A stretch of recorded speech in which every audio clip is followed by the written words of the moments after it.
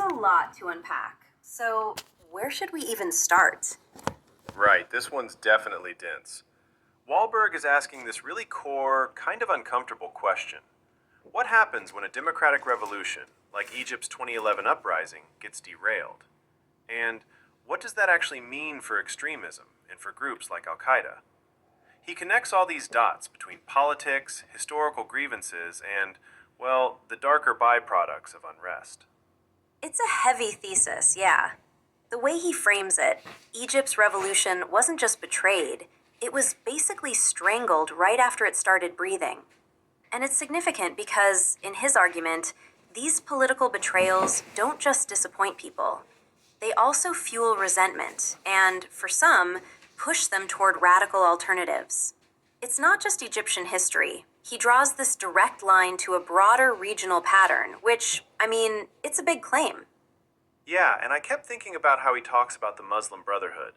At first, they're this symbol of grassroots Islamic democracy.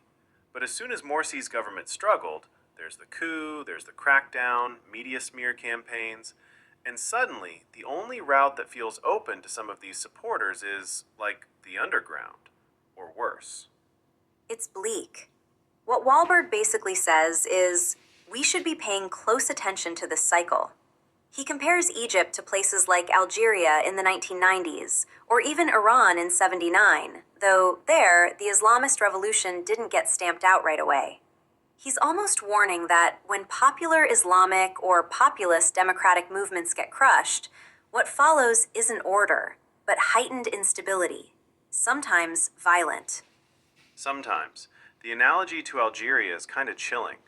In both cases, Islamic parties win legitimate elections, the military intervenes, and then civil war. Wahlberg highlights how, in Algeria, the regime even created fake Islamist death squads to undermine the opposition and justify repression. And, I don't know, there's this sense that the ghosts of that playbook are still lingering over Egypt.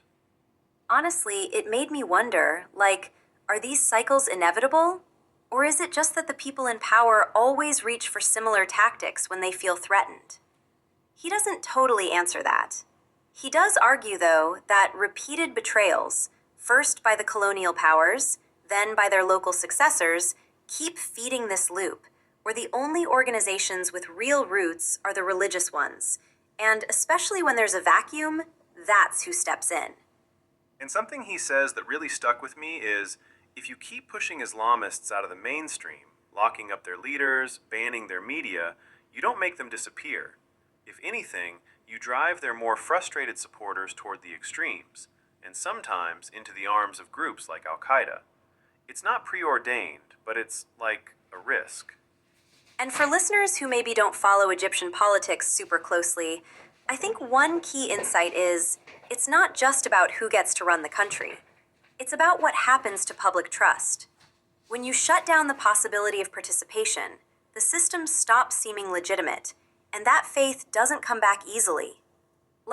You can actually make extremism more appealing in a really twisted way. Yeah, and you see echoes of this all over the region, even outside the Arab world. Not to digress, but wasn't there that moment in Turkey's recent history too? The push and pull between secular military power and elected Islamist governments? It's not identical, but it's like déjà vu. For sure. But Wahlberg's emphasis is that while these cycles can look familiar, the Egyptian case feels particularly tragic because there was just a glimmer of something really different. And he's pretty unsparing about Western governments' roles here. Kind of supporting democracy when it's convenient, but falling silent, or worse, supportive, when the outcome isn't to their taste. I think that's a crucial point. Nobody comes out of this looking clean.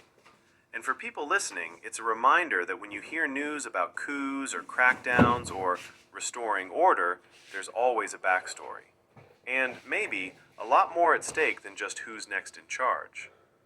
Yeah, and honestly, even if Wahlberg's arguments are, sometimes you can tell he has a perspective. His core warning is valid. Political exclusion doesn't just kill movements, it creates the conditions for old problems to come roaring back, sometimes worse than before. And so, the big takeaway isn't that history repeats in neat cycles, or that things are fated to get worse. It's more, when new possibilities are cut short, people don't just give up. The paper we're diving into today is